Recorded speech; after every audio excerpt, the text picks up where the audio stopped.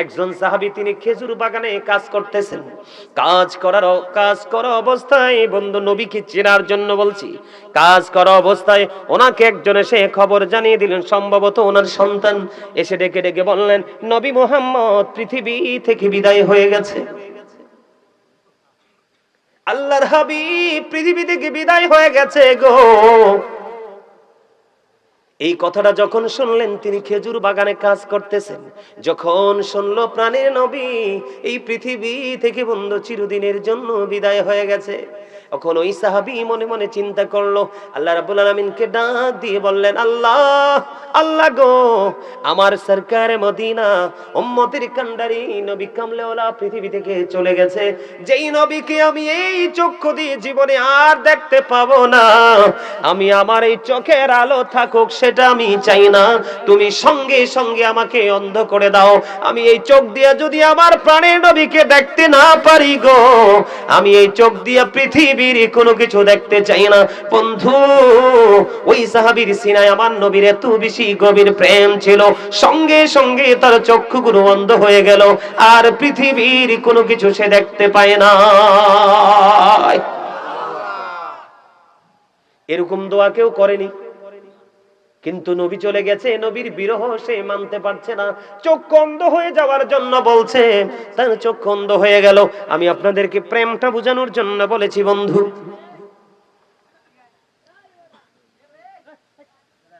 ওই ধরনের প্রেম আমরা আমাদের সিনায় ঢুকাতে চাই কি চাই না?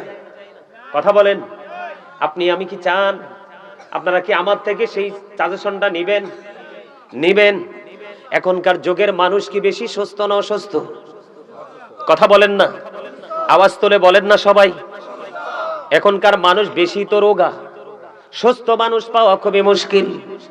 গ্রামে পর্যন্ত গেলে দেখা যায় মহিলারা বন্ধু ডায়াবেটিস হয়ে গেছে, বিভিন্ন রোগে আক্রান্ত।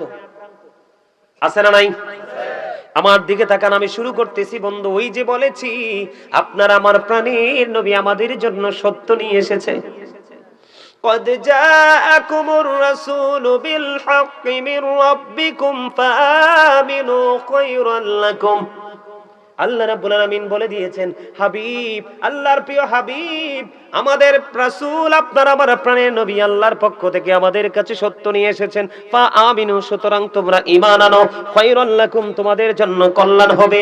এই কল্যাণটা বধু সুন্দর দুনিয়ায় নয়, এই কল্যাণটা বন্ধু আখিরাত পর্যন্ত চলে যাবে। জোরে জোরে বলুন না সুবহানাল্লাহ। আমি আপনাদেরকে আরেকটা কথা বলি, কদ জাআকুম মিনাল্লাহি নূরুন ওয়া কিতাবুম মুবিন।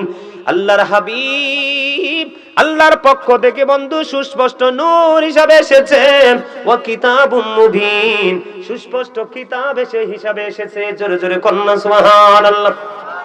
তাহলে এই আল্লাহর হাবিবের জবান মোবারকের কথা মানার দরকার আছে না নাই? আরো জোরে বলেন। আমার দিকে তাকান, যদি থাকে সেটা, তাহলে আপনাদেরকে বলবো, আমার আলোচনায় মূল আলোচনায় ঢুকতেছি, হৃদয় খুলে শুনতে থাকবেন বন্ধু। আমি আপনাদেরকে বলে দিতে চাই, এখানে দুইটা নিয়ামত আমি বলেছি, দুনিয়ার সুস্থতা এবং আখিরাতের সুস্থতা দুইটাই মিলবে। এখনকার যুগের মানুষ দেখবেন, ম্যাক্সিমাম মানুষ বন্ধু, শহর গ্রাম সব জায়গায় ম্যাক্সিমাম মানুষ আপনারা দেখতে পাবেন, তারা কি করে রাত্র 12টা 1টায় ঘুমায়। সকালে কোনো ফজর নামাজের খবর থাকে না, সকলে তারা ফজরের নামাজ বন্ধু তারা পড়ে না, তারা রাত্র 9 সকাল 9টা 10টায় ঘুম থেকে ওঠে। আছে না নাই? বন্ধুরে আমার নবী হাদিস শরীফের মধ্যে এসেছে, আমার রাসূল বলেছে, তোমরা সুবহে সাদিকের পর থেকে সূর্যাস্ত পর্যন্ত আর ঘুমায়ো না। এই সময়টার মধ্যে বান্দার জন্য রিজিক বন্টন করা হয়, ওই সময় তোমরা রিজিকের জন্য অপেক্ষা করো। এখানে সবচেয়ে বড় মজার বিষয় হলো সুস্থতার জন্য যে জিনিসটা বেশি প্রয়োজন।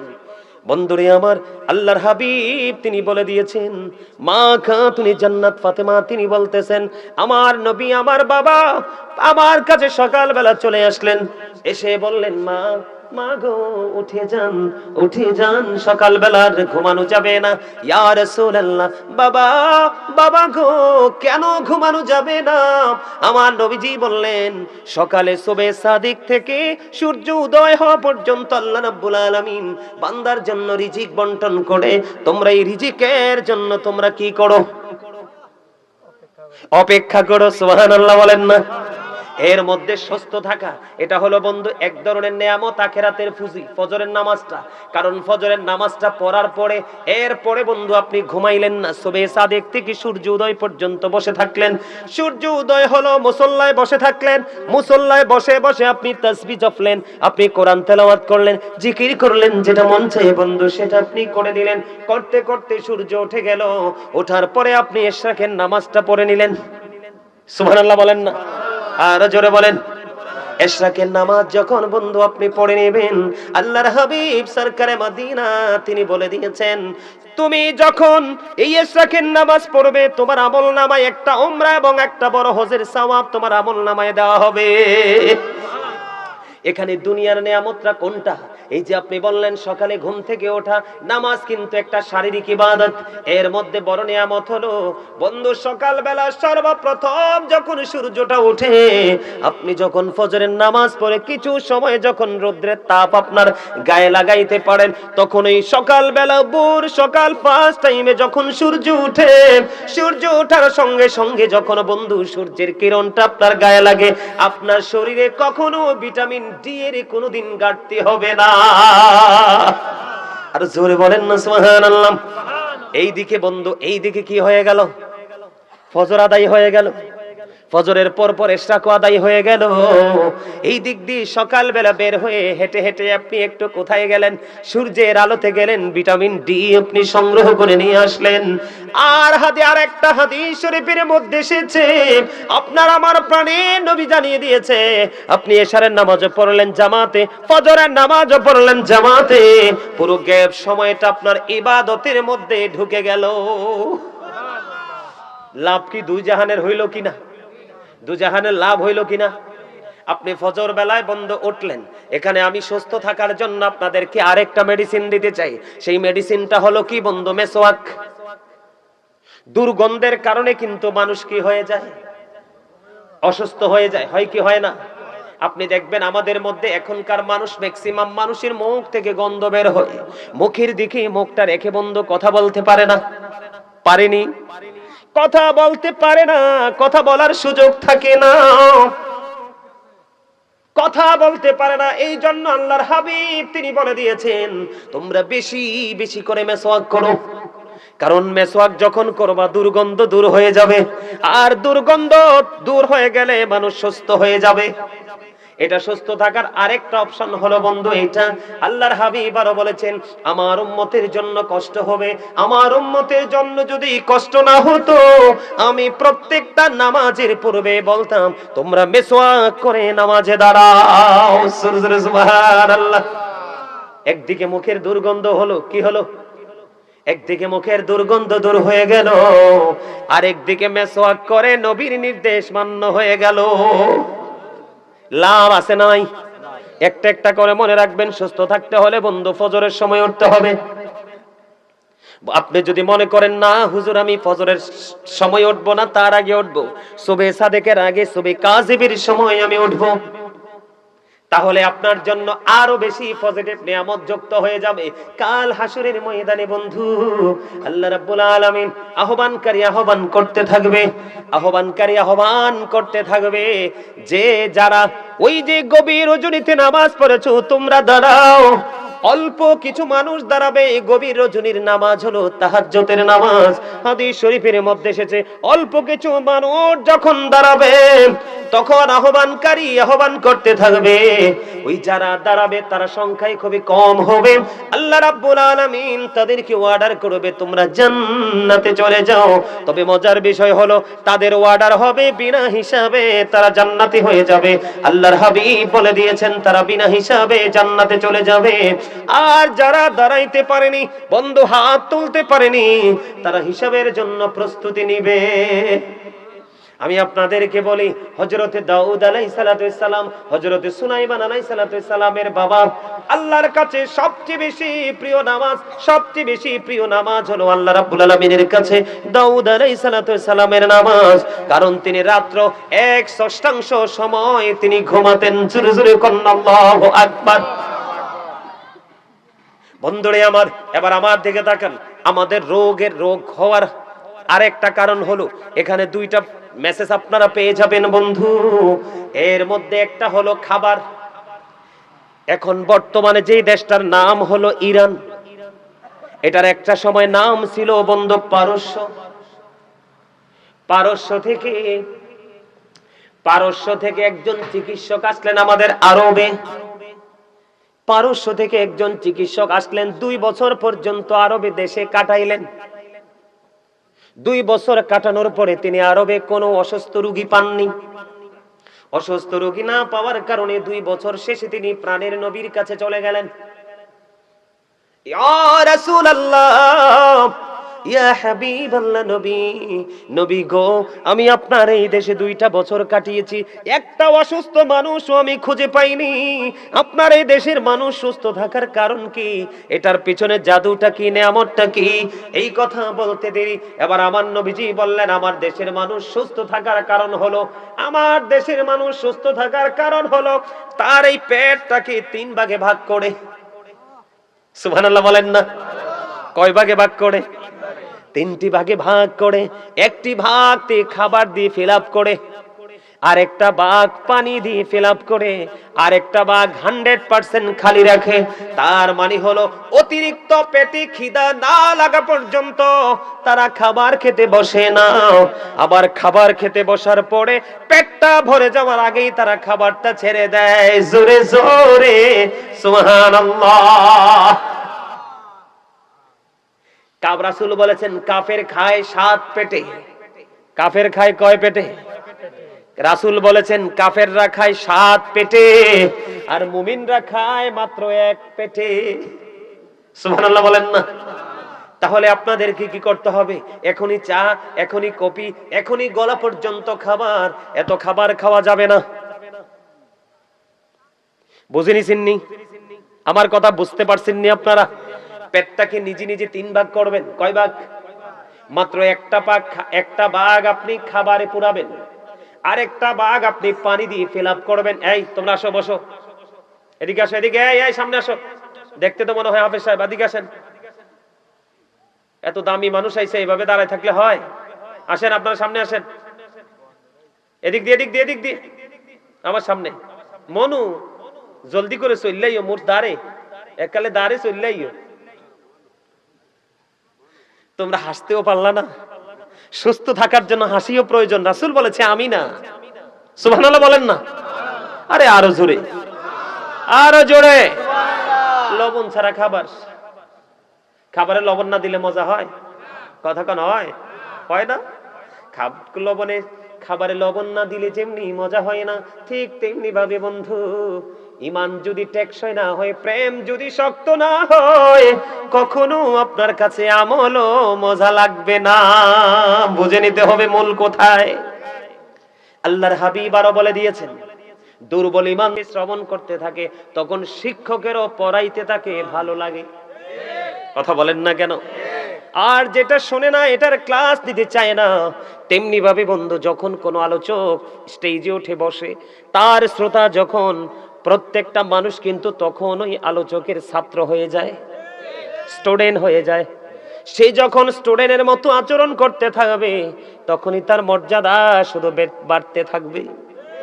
কারণ আপনি যখন নিজেকে ছোট স্টুডেন্ট মনে করা, মানে কি ছোট মনে করা। যিনি ছোট মনে করলো নিজেকে, উনি অহংকার মুক্ত হলো। আর যিনি নিজেকে অনেক বেশি পাওয়ারফুল পারসন মনে করলো, ওনার সাথেই অহংকার যুক্ত হলো। আমি আপনাদেরকে বলি, মানুষ যখন হাঁটতে থাকে, চলতে থাকে, পায়ের নিচে পিষ্ট হয়ে অসংখ্য পিপিলিকা মারা যায়। যাই কি যায় না? আপনি শুনলে অবাক হয়ে যাবেন। আল্লাহ রাব্বুল আলামিন পবিত্র কোরআন শরীফের 30 পারা সূরা ইনফিতরের মধ্যে তিনি বলে দিয়েছেন, ফি আই সূরাতিন মা শাআ রাক্কাবাক। আল্লাহ রাব্বুল আলামিন তিনি বলে দিয়েছেন, আল্লাহ মানুষকে আল্লাহর মন মতো করে বানাইছে। আল্লাহ ক্রিয়েটেড দ্য মাইন্ড। সৃষ্টিটা আল্লাহর মন মতো করে করেছে। এই মানুষগুলোকে শুধু তাদের অপকর্মের কারণে, বন্ধু, তাদেরকে কাল কিয়ামতের দিন ছোট্ট ছোট্ট পিপিলিকা বানানো হবে। কি বানানো হবে? ছোট্ট ছোট্ট পিপিলিকা বানানো হবে, জাহান্নাম অপমান তাদের চারপাশ দিয়ে ঘিরে ফেলবে, বাওলাস নামক জাহান্নামের দিকে টেনে হেঁচড়ে নিয়ে যাওয়া হবে। এটা একটা মাত্র কারণ, সেই কারণটা হলো বন্ধু অহংকার। এই জন্য আমি আপনাদেরকে বলবো, আমি আমার মূল আলোচনাটাই যেতে চাই বন্ধু। আপনারা আমাকে কেউ ডিস্টার্ব করবেন না। আপনাদের আলোচনা শোনার ইচ্ছা থাকলে শুনবেন, না হয় বাড়ি চলে যাবেন। এখানে ডিস্টার্ব করবেন না, কারণ এটা জান্নাতের বাগান। গত বছর আমি একটা দিন এই জায়গায় এসেছিলাম, এই বছর আবার এসেছি। এক বছরের মধ্যে অনেক মানুষ এই গ্রাম থেকে গেছে, কি গেছে না? আপনাদের এলাকার মানুষ মরছিনি বন্ধু। মানুষ যায় আসে রে, পৃথিবীতে থাকতে পারে না। এই যাওয়া আসার মধ্যে একটা জিনিস হলো মানুষের সবচেয়ে বড়, সেটা হলো তার জীবনের কর্ম। কর্মের কারণে মানুষ সম্মানী হয়, কর্মের কারণে মানুষ অসম্মানী হয়। শিক্ষা অর্জন করার কারণে মানুষ শিক্ষিত হয়, শিক্ষা অর্জন না করার কারণে মানুষকে মানুষ মূর্খ হিসাবে চিনে। আমি আপনাদেরকে আজকে বলবো, এটা বন্ধু একটা বড় ধরনের ক্লাস।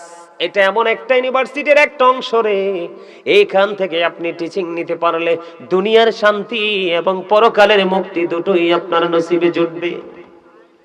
এই ক্লাসটা কিন্তু অনেক বড় একটা ক্লাস, কিন্তু আমরা এতটাই বন্ধু নির্বোধ, আমরা এতটাই হতভাগা, আমরা এতটাই বন্ধু জ্ঞানহীন, আমরা এতটাই বিবেকহীন। এই জায়গাগুলোকে আমরা বন্ধু মূল্যায়ন করতে জানি না। এই জায়গাগুলোতে যেই সার্ভিসটা 1 ঘন্টা 2 ঘন্টা দেওয়া হয়, এমনও আছে একটা এলাকায় জুম্মাতে সারা বছরও সেটা দেওয়া হয় না। কথা বলেন না কেন?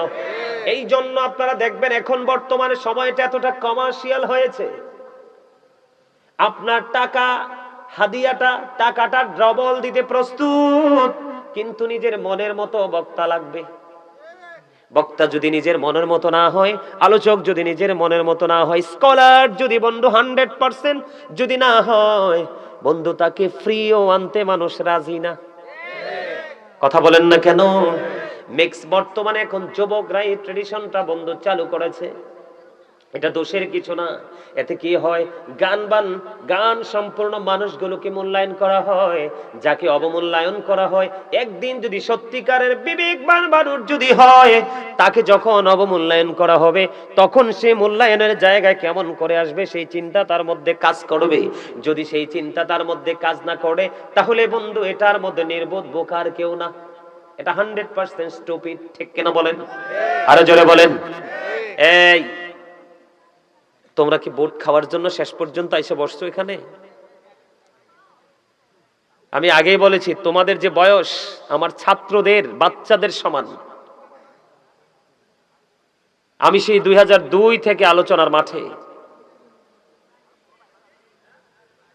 আমি তোমাদেরকে বলি, তোমরা কষ্ট পাইও না ভাই। তোমরা যে জান্নাতের বাগানে আসছো, 2-4 জন গুটি কয়েকজন মানুষ ছাড়া তোমাদেরকে জান্নাতের মেহমানের মতো মনে হয় না। কেন হয় না? ওই যে তোমরা উদাসীন, জাস্ট এটা একটা ফর্মালিটি। এই যে মাহফিল হচ্ছে, যাবো একটু শুনে আসবো, এই, কিন্তু সিরিয়াস মোডে তোমরা কেউ যেতে পারোনি। এটাই হলো তোমাদের সবচেয়ে বড় ব্যর্থতা। আর এই ব্যর্থতার দায় কিন্তু পিতামাতাও এড়িয়ে যেতে পারবে না। এই ব্যর্থতার দায় কিন্তু পিতামাতাকে নিতে হবে। আমি প্রায় আজ বলি, গতকালকে বলেছিলাম, every parents should take care their children very carefully. প্রত্যেকটা পিতামাতার উচিত তাদের সন্তানের দায়িত্ব যত্ন সহকারে পালন করা। আর আমরা সন্তান হিসাবে আমি যদি বলি,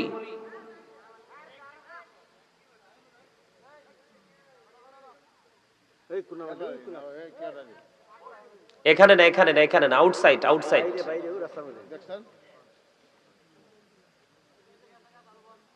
আর যাইয়েন না, ওরা বুঝতে পারছে, যাইয়েন না, ওরা হয়তো বুঝতে পারেনি, কথা বলে ফেলছে আর কি।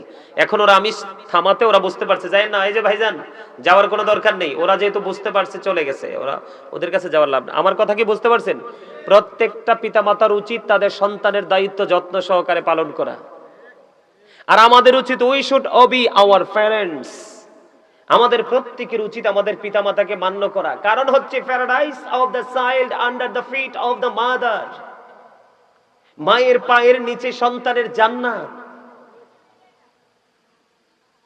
আপনি পৃথিবীর সব মানুষের সাথে গুড কমিউনিকেশন রাখেন, কিন্তু মায়ের সাথে আপনার দূরত্ব, ডিসটেন্স বেড়ে গেছে। আপনি মনে করবেন জান্নাত আপনার কাছ থেকে অনেক দূরে, আর জান্নাত তো নয়, শুধু আল্লাহ এবং আল্লাহর হাবিবও আপনার থেকে অনেক দূরে। কথা বুঝেন নাই? এখনকার মানুষের কিন্তু স্বজন প্রীতি বেশি, কিন্তু আপন স্বজনের খবর নাই। কথা বলেন না কেন? এই জায়গাটা তৈরি হওয়ার কারণ হলো এই জায়গাগুলোকে আমরা মূল্যায়ন করতে জানি না। এখানে যারা আছে তাদেরকে ভালোবাসতে জানি না। আমরা শুধু বৈষম্য করতে করতে আজকে নিজেরাই বৈষম্যের শিকার। সম্মানিত উপস্থিতি, বাবা যারা হয়েছেন, বাবাকে আমি বলছি, মা যারা হয়েছেন চান্দিনা নম্বরপুর পনসাই গ্রামের আমার মা, মা গো হৃদয় খুলে শোনো, আমি আমার বোনদেরকে বলছি, বোন হৃদয় খুলে শোনো। আজকে যারা আমার এই জান্নাতের বাগানে উপস্থিত হয়েছো, যুবক বন্ধু তোমাদেরকে বলছি, তোমরাও শোনো। তোমরা অতটা ছোট না, অতটা বিবেকহীন নও। কাল বাদে পরশু তোমরাও বাবা হবে। আজকে তুমি যে বাবাকে, মাকে, মায়ের হুকুম অমান্য করে যে কষ্ট দিয়েছো, আগামী কালকে সেই কষ্টটা ডাবল রূপে তুমি রিটার্ন পাবে। মনে রাখবা, আমি আজকে এখানে বলে গেলাম, বেঁচে থাকবো বা মরে যাব জানি না, দেখা হবে কিনা সেটাও জানি না। মনে রাখবা, বলে হুজুর এখানে আসলেন কেন? তার কারণ হলো আল্লাহর হাবিব সরকারে মদিনা তিনি জানিয়ে দিয়েছেন, বাবা মা যারা হয়েছেন তাদেরকে আল্লাহর হাবিব বলে দিয়েছেন, আদিবু আওলাদাকুম আলা তালাতি খিসানিন হুব্বি নবীকুম হুব্বি আহলে বাইতিহি ওয়া আলা কিরাতিল কুরআন। আল্লাহর হাবিব তিনি জানিয়ে দিয়েছেন, তোমরা তোমাদের সন্তানদেরকে তিনটি বিষয় শেখাও। এখন তিনটির মধ্যে ফার্স্ট কোনটা? হুব্বি নবীকুম, it's the love of the prophet, নবীর ভালোবাসা শেখাও। ওয়া হুব্বি আহলে বাইতিহি, টিচ ফ্যামিলি লাভ, নবীর পরিবারের ভালোবাসা শেখাও, নবীর আহলে বাইতের ভালোবাসা শেখাও। ওয়া আলা কিরাতিল কুরআন, আল্লাহ রাব্বুল আলামিন বলেছেন, learn to recite the holy Quran. বন্ধু আমি প্রতিদিন চেষ্টা করি, আমি যদি বলি I recite the holy Quran everyday in the morning and evening, আমি প্রত্যেক দিন কোরআন তেলাওয়াত করার চেষ্টা করি, হয় নিখুঁত কোরআন শরীফ, না হয় কিতাবের মাধ্যমে। কারণ এই কোরআন হলো আপনার আমার জন্য ল। সুবহানাল্লাহ বলবেন না?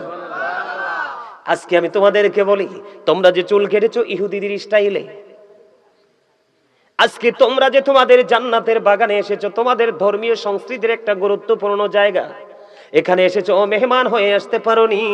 তার কারণ তোমরা 24 ঘন্টা 24 আওয়ার্স তোমরা কি করো? ইহুদিদের সংস্কৃতিকে তোমরা লালন করো। এই জন্য বন্ধু তোমাদের মধ্যে ঘাটতিটা। আমি তোমাদেরকে বলবো অবিনীতভাবে, তুমি সারাদিন ঘুরো, যেখানে মন চাই সেখানে যাও বন্ধু, কিন্তু মসজিদে যখন যাবে তুমি নামাজি হয়ে যাইও। মাহফিলে যখন আসবা তুমি জান্নাতের মেহমান হয়ে আইসো। এই যে ছেলেটাকে দেখো, ওরে আমি কত বছর এখানে পাইছিলাম, কত সুন্দর পাঞ্জাবি পড়েছে, কত সুন্দর টুপি দিয়েছে। আজকে প্রত্যেকটা ছেলে যদি এত সুন্দর করে টুপি পরতাম, তোমার চাইতে সে একটু বেশি দামি হয়ে গেছে। কেন জানোনি? টুপি পরা সুন্নাত। টুপি পরা কি? লম্বা জামা পরা সুন্নাত। সে পাঞ্জাবি পরেছে, অতিরিক্ত একটা সুন্নাত আমল করে ফেলেছে। টুপি পরেছে, সে অতিরিক্ত একটা সুন্নাত আমল করে ফেলেছে। আল্লাহর হাবিব জানিয়ে দিয়েছে, ক্লান্তি লগ্নে কোন মানুষ যদি একটা সুন্নাতকে জিন্দা করে যদি সে মৃত্যুবরণ করতে পারে, আল্লাহ রাব্বুল আলামিন খুশি হইয়া কাল হাসুরের দিন তাকে 100 শহীদের মর্যাদা দিয়ে জান্নাতে ঢুকাবে। এগুলো জানবেন কোত্থেকে? আলেমদের সাথে সম্পর্ক থাকলে। এগুলো শিখবেন কোত্থেকে? আলেমদের থেকে। আলেমদের সাথে সম্পর্ক রাখলে, অসুস্থ হলে ডাক্তার লাগে, বাড়ি বানাইলে ইঞ্জিনিয়ার লাগে, সন্তানকে শিক্ষিত করতে হলে টিচার লাগে। লাগে কি লাগে না? এমনি করে বন্ধু আপনি দুনিয়া এবং আখিরাতকে বুঝতে হলে আপনার জীবনে আলেমের প্রয়োজন। একজন না একজন সত্যিকারের হক্কানি আলেম বেছে নেবেন। সব আলেমও কিন্তু বন্ধু হক নয়। কিছু কিছু আলেম দিয়ে জাহান্নাম উদ্বোধন করা হবে। আমাদের মতো দাড়িওয়ালা, টুপিওয়ালা, পাগড়িওয়ালা দেখলেই মনে করেন না যে উনি জান্নাতি। না, উনি জান্নাতি নয়। আল্লাহর হাবিব বলে দিয়েছে, সব আলেমের কথা বিশ্বাস করা যাবে না। পৃথিবী লোভী অনেক আলেম তোমাদের মাঝে প্রকাশিত হবে।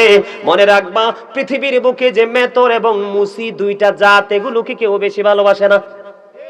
আল্লাহর হাবিব বলে দিয়েছেন ওই মেতর এবং মুচি ওইগুলোর চাইতেও নিকৃষ্ট হবে পৃথিবীতে আলেমরা কিয়ামতের আগে। কারণ তারা নিজের স্বার্থের জন্য, সুবিধার জন্য মন গড়া কথা বলে বলে মানুষকে ধ্বংসের দিকে নিয়ে যাবে। আজকে বাংলাদেশের মধ্যে দেখেন বন্ধু, ফতুয়ার শেষ নাই। একজন দের ঠিক ফতুয়া আর বাকি 72 জন দেয় রং ফতুয়া।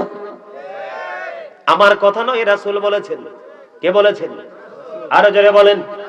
বন্ধুরে আমার, এই জন্য আমি আপনাদেরকে বলি আমার নবীকে ভালোবাসতে হবে। সাহাবীর নামটা আমার মনে নাই বন্ধু, এই মুহূর্তে মনে নাই, কিন্তু মনে ছিল একজন সাহাবী, তিনি খেজুর বাগানে কাজ করতেছেন। কাজ করা অবস্থায় বন্ধু, নবীকে চেনার জন্য বলছি, কাজ করা অবস্থায় ওনাকে একজন এসে খবর জানিয়ে দিলেন, সম্ভবত ওনার সন্তান। এসে ডেকে ডেকে বললেন, নবী মুহাম্মদ পৃথিবী থেকে বিদায় হয়ে গেছে। আল্লাহর হাবিব পৃথিবী থেকে বিদায় হয়ে গেছে গো। এই কথাটা যখন শুনলেন, তিনি খেজুর বাগানে কাজ করতেছেন, যখন শুনলো প্রাণের নবী এই পৃথিবী থেকে বন্ধু চিরদিনের জন্য বিদায় হয়ে গেছে, তখন ওই সাহাবী মনে মনে চিন্তা করলো, আল্লাহ রাব্বুল আলামিনকে ডাক দিয়ে বললেন, আল্লাহ আল্লাহ গো, আমার সরকারে মদিনা উম্মতের কান্ডারি নবী কামলেওয়ালা পৃথিবী থেকে চলে গেছে, যেই নবীকে আমি এই চক্ষু দিয়ে জীবনে আর দেখতে পাবো না, আমি আমার এই চোখের আলো থাকুক সেটা আমি চাই না, তুমি সঙ্গে সঙ্গে আমাকে অন্ধ করে দাও। আমি এই চোখ দিয়ে যদি আমার প্রাণের নবীকে দেখতে না পারি গো, আমি এই চোখ দিয়ে পৃথিবীর কোনো কিছু দেখতে চাই না। বন্ধু, ওই সাহাবীর সিনায় আমার নবীর এত বেশি গভীর প্রেম ছিল, সঙ্গে সঙ্গে তার চক্ষুগুলো অন্ধ হয়ে গেল, আর পৃথিবীর কোনো কিছু সে দেখতে পায় না। এরকম দোয়া কেউ করেনি, কিন্তু নবী চলে গেছে, নবীর বিরহ সে মানতে পারছে না, চোখ অন্ধ হয়ে যাওয়ার জন্য বলছে, তার চোখ অন্ধ হয়ে গেল। আমি আপনাদেরকে প্রেমটা বোঝানোর জন্য বলেছি বন্ধু।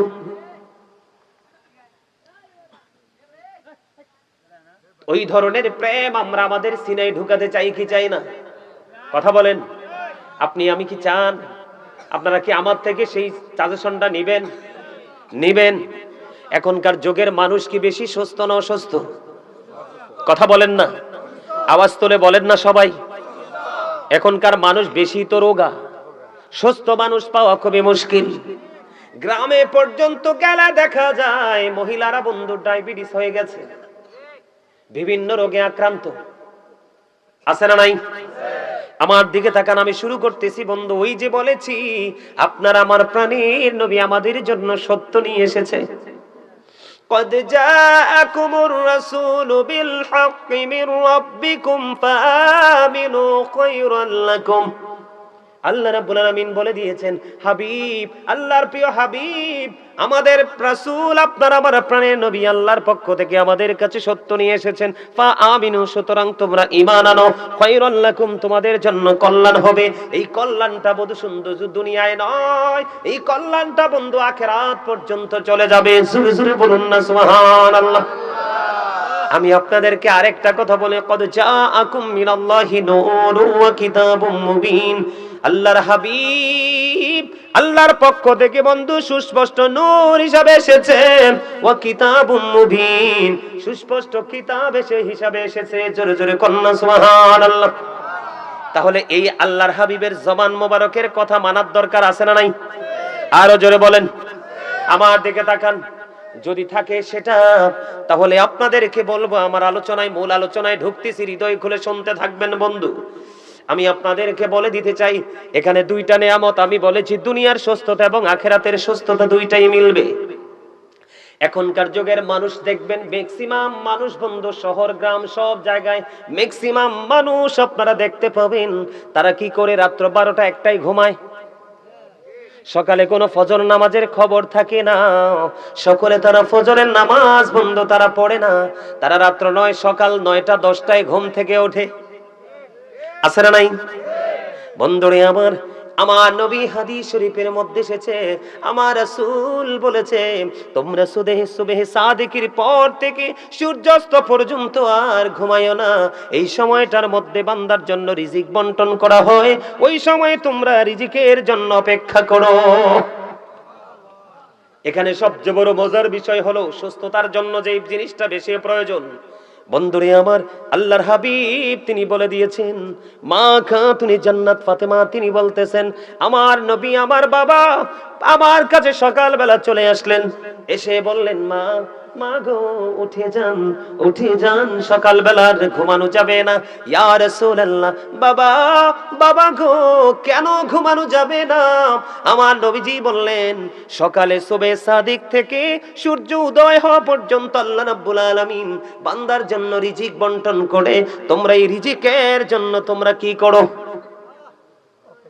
অপেক্ষা করো। সুবহানাল্লাহ বলেন না?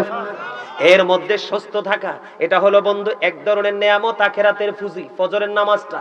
কারণ ফজরের নামাজটা পড়ার পরে এরপরে বন্ধু আপনি ঘুমাইলেন না, সুবহে সাদিক থেকে সূর্য উদয় পর্যন্ত বসে থাকলেন। সূর্য উদয় হলো, মুসল্লায় বসে থাকলেন, মুসল্লায় বসে বসে আপনি তাসবিহ জপলেন, আপনি কোরআন তেলাওয়াত করলেন, জিকির করলেন, যেটা মন চায় বন্ধু সেটা আপনি করে দিলেন। করতে করতে সূর্য উঠে গেল, ওঠার পরে আপনি ইশরাকের নামাজটা পড়ে নিলেন। সুবহানাল্লাহ বলেন না? আর জোরে বলেন। ইশরাকের নামাজ যখন বন্ধু আপনি পড়ে নেবেন, আল্লাহর হাবিব সরকারে মদিনা তিনি বলে দিয়েছেন, তুমি যখন এই ইশরাকের নামাজ পড়বে তোমার আমলনামায় একটা উমরা এবং একটা বড় হজের সওয়াব তোমার আমলনামায় দেওয়া হবে। এখানে দুনিয়ার নিয়ামতটা কোনটা? এই যে আপনি বললেন সকালে ঘুম থেকে ওঠা, নামাজ কিন্তু একটা শারীরিক ইবাদত। এর মধ্যে বড় নিয়ামত হলো বন্ধু সকালবেলা সর্বপ্রথম যখন সূর্যটা ওঠে, আপনি যখন ফজরের নামাজ পড়ে কিছু সময় যখন রোদ্রের তাপ আপনার গায়ে লাগাইতে পারেন, তখন এই সকালবেলা ভোর সকাল ফার্স্ট টাইমে যখন সূর্য উঠে, সূর্য ওঠার সঙ্গে সঙ্গে যখন বন্ধু সূর্যের কিরণটা আপনার গায়ে লাগে, আপনার শরীরে কখনো ভিটামিন ডি এর কোনোদিন ঘাটতি হবে না। আর জোরে বলেন না সুবহানাল্লাহ। এইদিকে বন্ধু, এইদিকে কি হয়ে গেল? ফজর আদায় হয়ে গেল, ফজরের পর পর ইশরাক আদায় হয়ে গেল। এই দিক দিয়ে সকালবেলা বের হয়ে হেঁটে হেঁটে আপনি একটু কোথায় গেলেন? সূর্যের আলোতে গেলেন, ভিটামিন ডি আপনি সংগ্রহ করে নিয়ে আসলেন। আর আরেকটা হাদিস শরীফের মধ্যে এসেছে, আপনার আমার প্রাণের নবী জানিয়ে দিয়েছে, আপনি এশারের নামাজও পড়লেন জামাতে, ফজরের নামাজও পড়লেন জামাতে, পুরো গ্যাপ সময়টা আপনার ইবাদতের মধ্যে ঢুকে গেল। লাভ কি দুই জাহানের হইল কিনা? দুজাহানের লাভ হইল কিনা? আপনি ফজর বেলায় বন্ধ উঠলেন, এখানে আমি সুস্থ থাকার জন্য আপনাদেরকে আরেকটা মেডিসিন দিতে চাই। সেই মেডিসিনটা হলো কি বন্ধু? মেসওয়াক। দুর্গন্ধের কারণে কিন্তু মানুষ কি হয়ে যায়? অসুস্থ হয়ে যায়, হয় কি হয় না?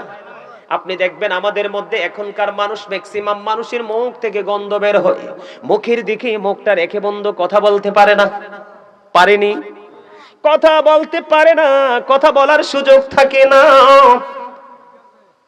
কথা বলতে পারে না। এই জন্য আল্লাহর হাবিব তিনি বলে দিয়েছেন, তোমরা বেশি বেশি করে মেসওয়াক করো। কারণ মেসওয়াক যখন করবা দুর্গন্ধ দূর হয়ে যাবে, আর দুর্গন্ধ দূর হয়ে গেলে মানুষ সুস্থ হয়ে যাবে। এটা সুস্থ থাকার আরেকটা অপশন হলো বন্ধু এটা। আল্লাহর হাবিব আরো বলেছেন, আমার উম্মতের জন্য কষ্ট হবে, আমার উম্মতের জন্য যদি কষ্ট না হতো আমি প্রত্যেকটা নামাজের পূর্বে বলতাম তোমরা মেসওয়াক করে নামাজে দাঁড়াও। সুবহানাল্লাহ। একদিকে মুখের দুর্গন্ধ হলো, কি হলো? একদিকে মুখের দুর্গন্ধ দূর হয়ে গেল, আরেকদিকে মেসওয়াক করে নবীর নির্দেশ মান্য হয়ে গেল। লাভ আছে নাই? একটা একটা করে মনে রাখবেন, সুস্থ থাকতে হলে বন্ধু ফজরের সময় উঠতে হবে।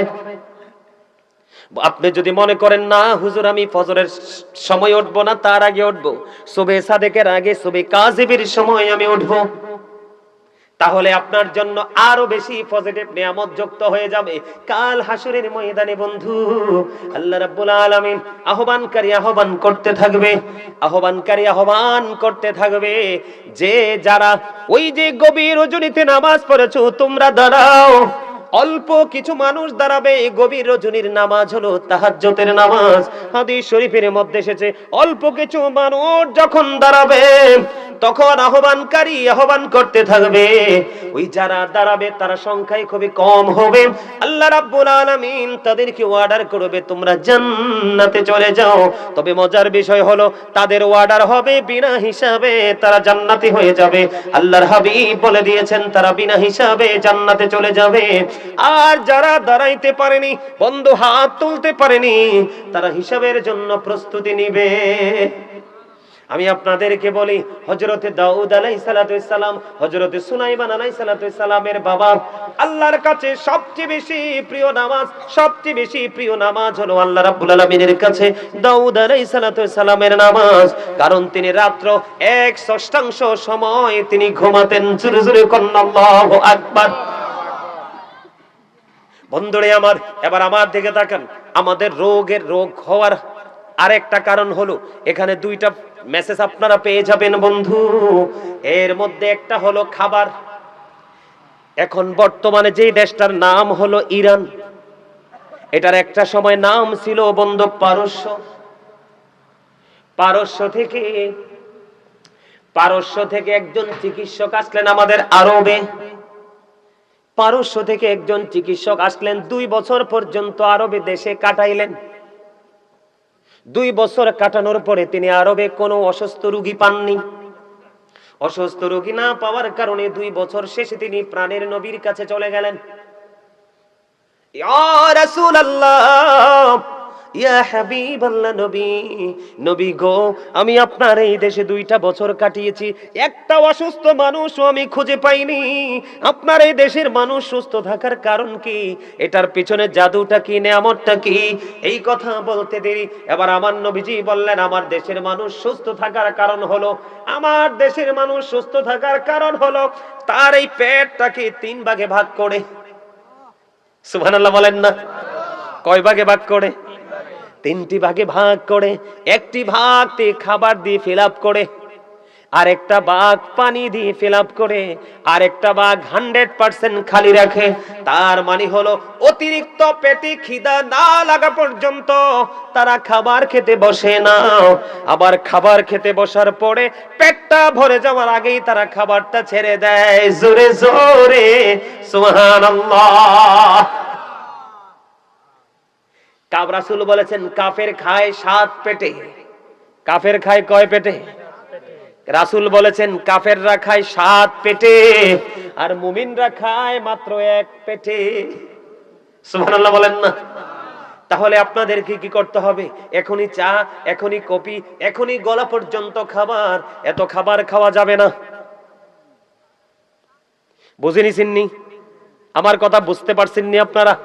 পেটটাকে নিজে নিজে 3 ভাগ করবেন। কয় ভাগ? মাত্র একটা ভাগ আপনি খাবারে পুরাবেন, আরেকটা ভাগ আপনি পানি দিয়ে ফিল আপ করবেন। এই তোমরা আসো, বসো, এদিকে আসো, এদিকে, এই সামনে আসো। দেখতে তো মনে হয় হাফেজ সাহেব, এদিকে আসেন। এত দামি মানুষ আইছে, এইভাবে দাঁড়ায় থাকলে হয়? আসেন, আপনারা সামনে আসেন। এদিক দিয়ে আমার সামনে। মনু জলদি করে চললাইও, মোর দাঁড়ে এককালে দাঁড়ে চললাইও। তোমরা হাসতেও পারলা না? সুস্থ থাকার জন্য হাসিও প্রয়োজন। রাসূল বলেছে আমি না। সুবহানাল্লাহ বলেন না? আরে আরো জোরে, আরো জোরে। লবণ ছাড়া খাবার, খাবারে লবণ না দিলে মজা হয়? কথা কোন হয় না? খাবারে লবণ না দিলে যেমনি মজা হয় না, ঠিক তেমনি ভাবে বন্ধু, ঈমান যদি টেকসই না হয়, প্রেম যদি শক্ত না হয়, কখনো আপনার কাছে আমলও মজা লাগবে না। বুঝে নিতে হবে মূল কোথায়। আল্লাহর হাবিব আরো বলে দিয়েছেন, দুর্বল ঈমানদারের চাইতে শক্তিশালী ঈমানদার আল্লাহর কাছে বেশি পছন্দ।